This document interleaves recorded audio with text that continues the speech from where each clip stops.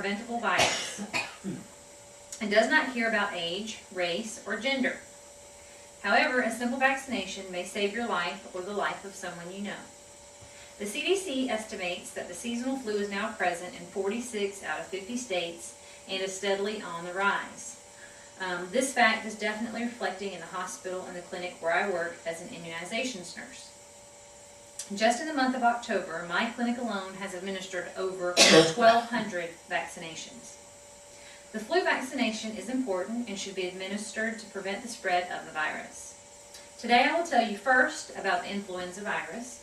Second, I will explain who should be vaccinated. And third, I will tell you what types of vaccinations there are. Now that I've scared you into listening, let me educate you so that fear can be turned into knowledge. The influenza virus is a serious respiratory illness that kills thousands of people each year. The virus is constantly mutating, and every year a new vaccine must be created to effectively deal with the most recent strain.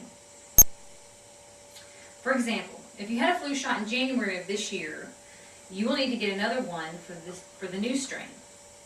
The one you had in January will not be effective. There are three main types of influenza virus: A, B, and C. Type A is passed through human contact, and it can be broken down into subtypes. These subtypes are known as H3N2 and H1N1. To be clear, the H1N1 has been around for quite some time. However, in 2008, it mutated and now has caused the pandemic we are all hearing about. Type B influenza is also spread from human contact, but it does not divide into subtypes. Types A and B are the ones that cause the seasonal epidemics and disease every year. Lastly, there is type C influenza. It rarely causes serious illness, however can cause some mild respiratory discomfort. If you were to have type A or B, there are several signs and symptoms you should look for. It can cause fever, cough, sore throat, chills, muscle aches, and headaches. According to the Department of Health and Human Services, people with the H1N1 are also experiencing nausea, vomiting, and diarrhea. Now that I have turned that fear into knowledge, let's turn that knowledge into action. There are several different groups of people who need to get vaccinated against the flu virus. The elderly and long-term care residents are especially susceptible to the flu. Their immune systems tend to be weakened, and they're usually already dealing with other major health issues that can be exacerbated and become life-threatening when paired with the influenza virus. Another group is children between the ages of 6 and 18 years of age. More importantly, children who have asthma, diabetes, and other health issues should be immunized as soon as possible. Lastly, anyone who works in the healthcare field should be immunized due to the risk of exposure. It is also important for healthcare providers to stay well in order to care for others who are ill or becoming ill. So now that you have the knowledge and are ready to take action, finally we will decide which vaccine is right for us. The flu vaccination can be administered in two different ways. A person may have the injection or the nasal spray. Whatever the route, each route is just as effective in the prevention of the flu virus. Most people are familiar with the injection, which is an inactivated virus. The inactivated virus is for children from the ages of 6 months old to 18 years old, and for adults in a high-risk category as we discussed previously. If the child is between the ages of 6 and 8 years old and has never had the flu vaccine before, he or she must get one vaccine and return 30 days later to have a second. If the child does not receive the second vaccination, then the immunity is not going to be present. Once the child receives the 2 doses, he or she will not have to have a second dose series again. The injection is given intramuscularly and can be given in the upper arm or in the lateral aspect of the thigh. And I have a volunteer who's willing to receive a pretend flu shot to show others how easy it is. So step right up. Generally, when you go into the physician's office, if you're a healthy adult, there'll be a questionnaire asking about allergies such as eggs or chicken. If you have either one of those allergies, you'll definitely need to have permission from your physician in order to get this immunization.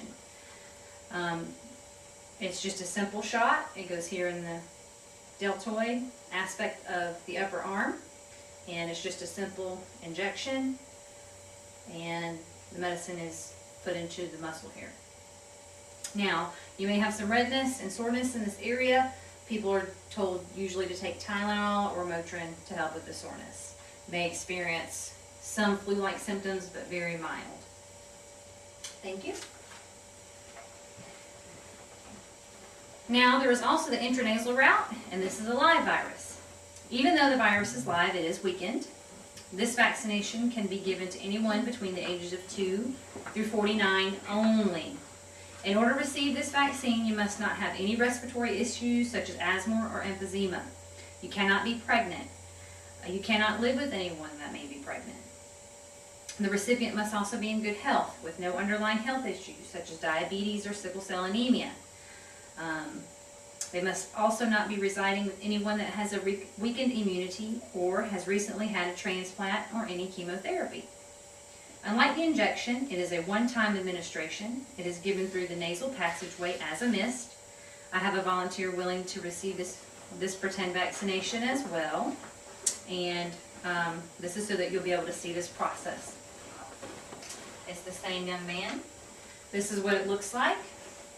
Anyone who's ever had a nasal spray, it's administered the same way.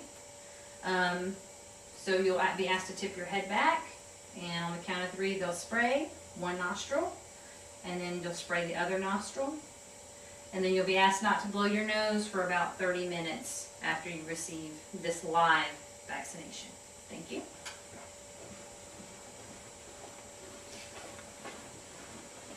As you can see, the flu is highly preventable, and there are many different people who should be vaccinated each year, and many ways to become vaccinated. In conclusion, the influenza virus can be deadly. According to the CDC, the flu virus has hospitalized more than 200,000 people and killed nearly 36,000 people. Influenza is a serious respiratory illness that can be prevented.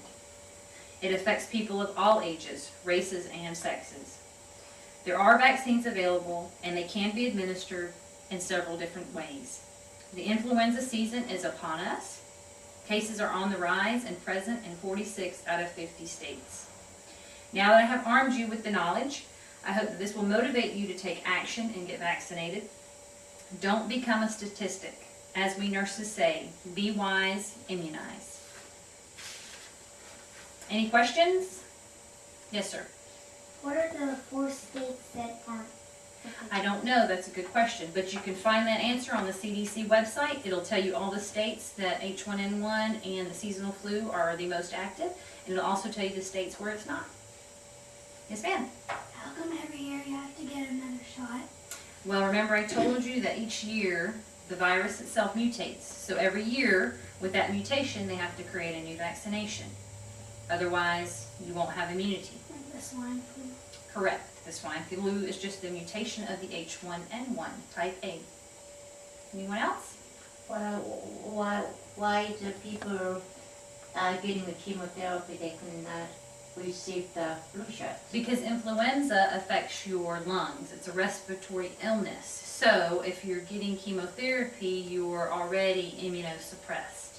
And if you get a vaccine, it could hurt because your immunity is weak, you won't be able to fight it as you normally would. Thank you. Yes, ma'am. Does a nasal spray hurt? Does it hurt? Or No, the nasal spray does not hurt. Some people describe it like getting water up your nose. it hurts me? Well, if there are no more questions, I appreciate you guys listening and answering if you had any more questions. No? We're good? Okay. Thank you.